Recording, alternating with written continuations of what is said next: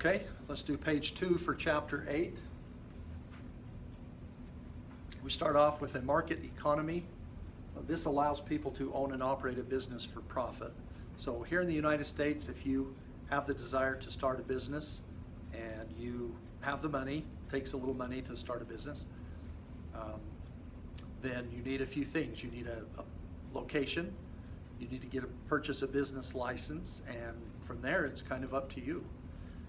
If the business fails, it fails. I mean, it's all up to you for the product you pick, the whole thing. But it is different. A market economy is different than some countries where the government controls a lot of those things, where communication, transportation, or they say, okay, you're going to work in this industry, or you're going to live over here in this apartment, and you'll work in that industry. Really a lot of government control, but we don't have quite so much in our country here. And so market economy, free enterprise, very similar to that.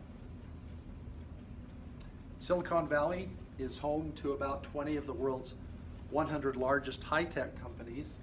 It's located in California, and the reason it's called Silicon Valley is silica, or sand basically, is used in the manufacture of a lot of the computer chips. If you heat up sand, it can turn into glass, and so that's where that name comes from. Manufacturing accounts for about 20% of both the US and Canadian economies. So in our countries, we have greater production with less workers. So I don't know if it's our work ethic, technology is certainly a big part of that. So manufacturing basically is just making things. We manufacture products.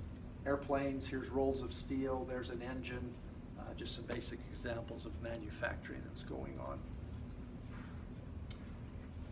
Okay, farming in the United States and Canada is predominantly commercial, where agricultural commodities or goods are produced for sale. We have talked about this one before, but again, as things pop up and are specific to an area, then that's why they show up again. So, and this, by the way, is not water. They're rolling out plastic. They'll poke holes in the plastic and then grow the crops. Don't have to do as much weeding. It conserves water as well. Wetland areas are disappearing for 3 reasons.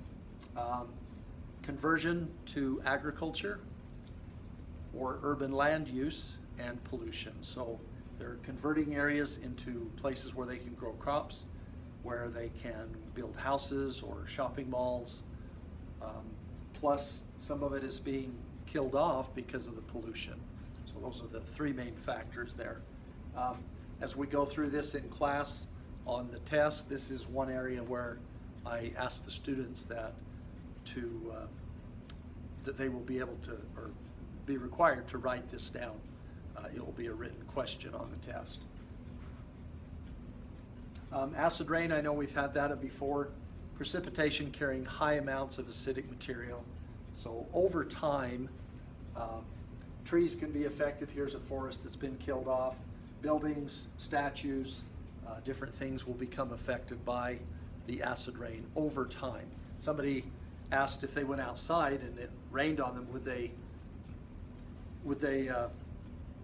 be burned? And I said, well, if you stayed out for years and years and years, you never showered, and you just stayed out there, yeah, eventually it might cause you problems, but just one time out probably isn't going to do anything. Smog is a visible haze that forms when the sun's rays interacts with auto exhaust gas and industrial emissions.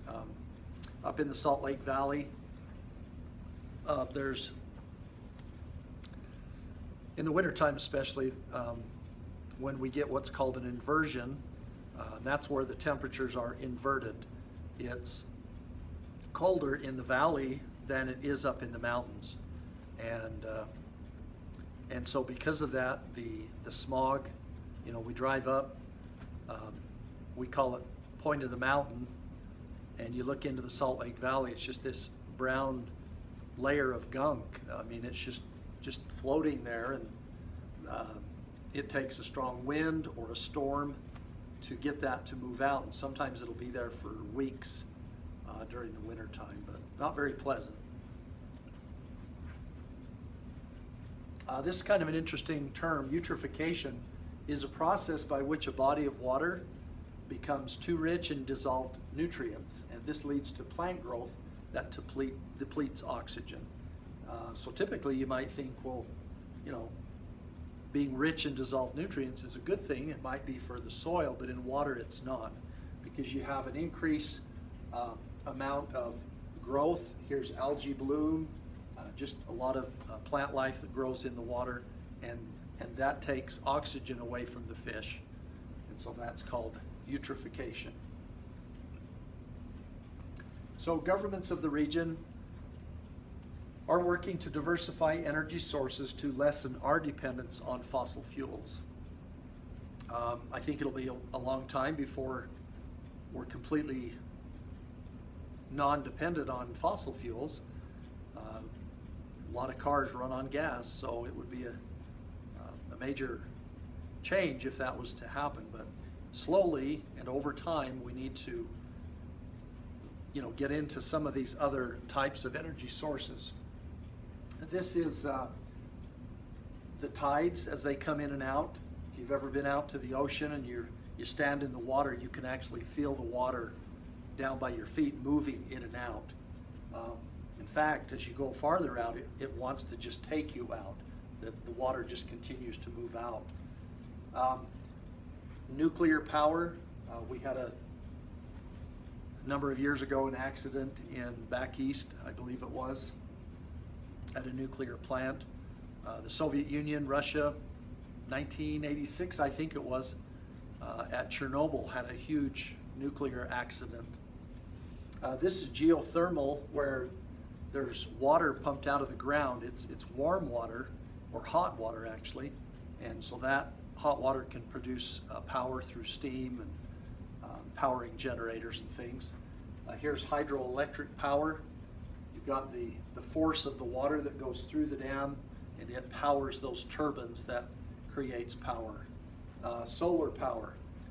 Here in Fillmore, we have a smaller town north of us called Holden, and west of Holden they've put in a very large solar field, solar area, just rows and rows and rows of solar panels that, you know, if it's morning, they'll be facing east, and then as the day goes by, they track the sun and pick up all of that energy.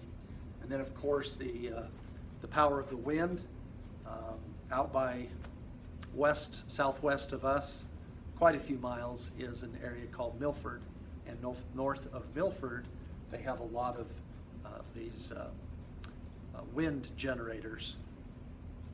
So these are just some of the different types of energy that a lot of these countries are trying to work together to, again, lessen our dependence on fossil fuels. And, you know, I think I've had these PowerPoints that I've edited a little bit here and there, but I think I've had them for about 10 years now. And I remember when I first put this picture in, I thought, wow, that's pretty interesting. But now you can go out to Maverick, or, you know, I think down to Beaver, there's a place where you know, your Tesla car, you can just go and just plug them in and charge up your car, and off you go. So it's becoming more and more common. Anyway, that's the end of page 2. Thank you.